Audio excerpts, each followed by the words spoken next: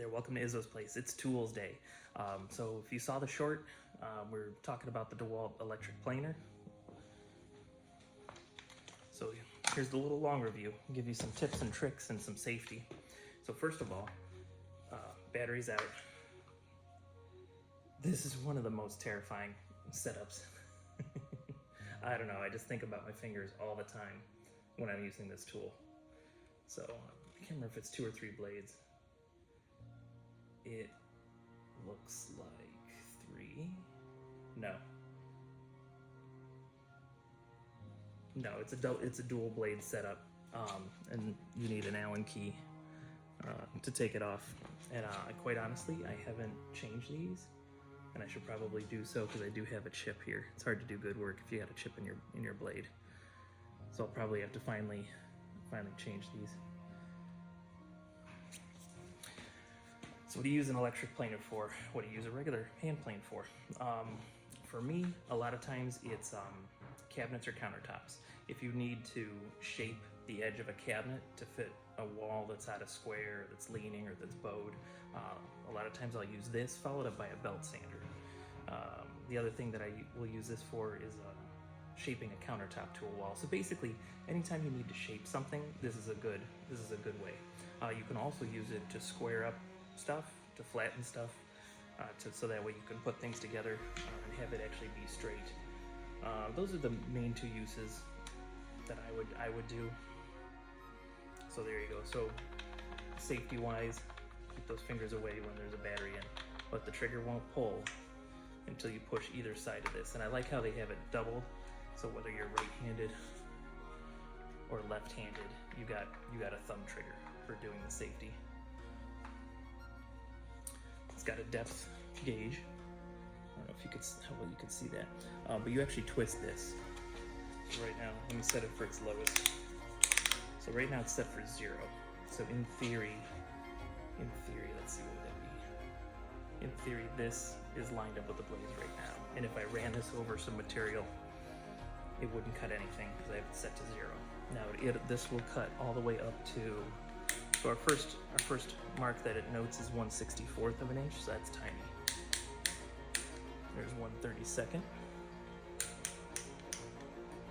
3/64. So all that turning, and we're finally at a 1/16 of an inch. This is not a tool that you use to like really hog down on stuff. And now we're at 5/64. So you're not taking off a lot, and that's probably a good thing.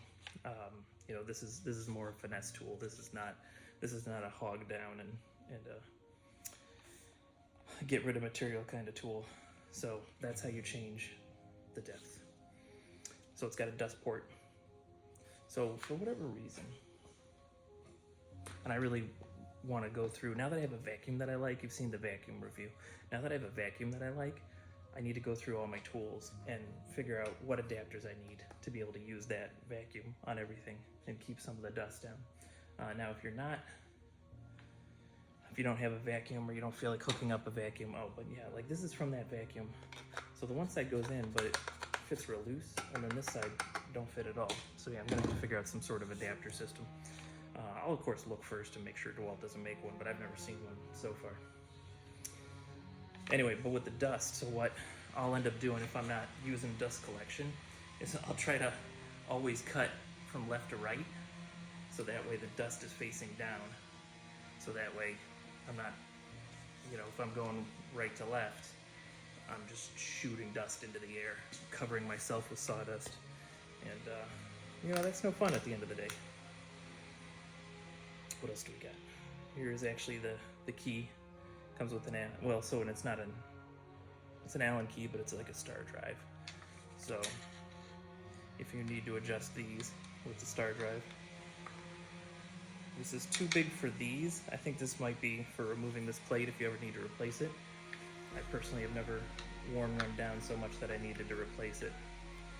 But you would need a different Allen key or a flat screwdriver to do those. Let me look for an adapter, hold on.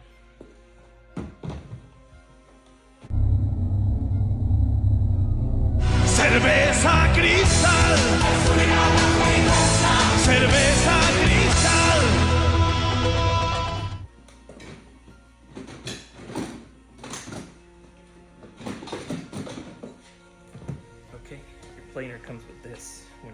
fix it. So what you do is you loosen this screw on the front, and then you can slide this in. So if you need to make a consistent cut, because you could actually do a rabbet with this, and actually I should probably show you how to do some of those. But if you need to make a consistent cut or a rabbet, you can put this fence on, and that's gonna keep you straight on your material, whatever you're cutting. And like I say, you could do a rabbet with this. So if you just wanted to plane something even, but you wanted to keep yourself square on the board, you might not be able to. No, this is purely for, oh, there we go, okay. So you could bring it over. Ooh, and actually I just had an idea. You could turn this into a mini joiner. You could so maybe I'll have to do that too. Build a setup where this can rest on the bench top. Then you turn it on. I'd have to jerry rig something. That doesn't seem safe, so never mind, let's not do that. But yeah, so you got this if you want to keep it nice and square on your material, or if you want to make a rabbet in something, you would pull it so it's off the blades by however far you wanted the rabbet, and then tighten it up again.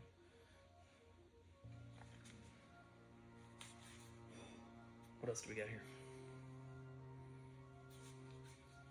That's kind of it. So you know what? I'm gonna go ahead and get set up and make a rabbet for you. Okay, we're all set up. I've got it set for non-rabbeting. Because what we're gonna do is we're gonna take the paint off of this piece of cedar on our first pass. Okay, we're battering in, so now it's time to keep our fingers away from the blades. We're gonna go ahead and go full depth 5/64, see how it looks.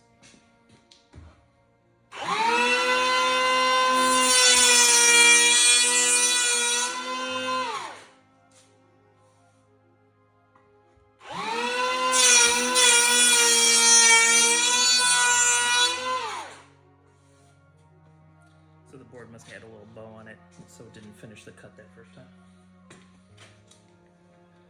Here you go. Go ahead and get a closer look. So we've planed off the paint. Got a nice looking board there. So now we're gonna try to put a little rabbet in it. Come on. Come on.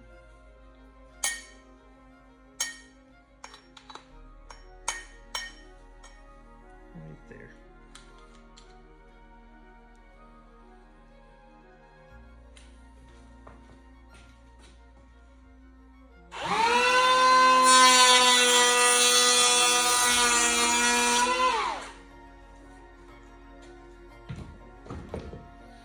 Okay, so if you ever needed to put just it's so hard to see, just a small notch into what you're working on, you can do that. But of course it's only gonna be less than an eighth. It's gonna be the 5/64. So it's just another thing you could do with the DeWalt cordless planer. So and I didn't have real hearing protection in, but I at least blocked most of the noise with some earbuds that are turned off. All right, so that's all I got for you today. Happy Tools Day, and thanks for watching. Thanks for hanging out. If you're working, work safely. Work as safely as you can. If you're drinking whiskey, drink responsibly. But do everything with a little bit of whimsy, and you're going to have a good time.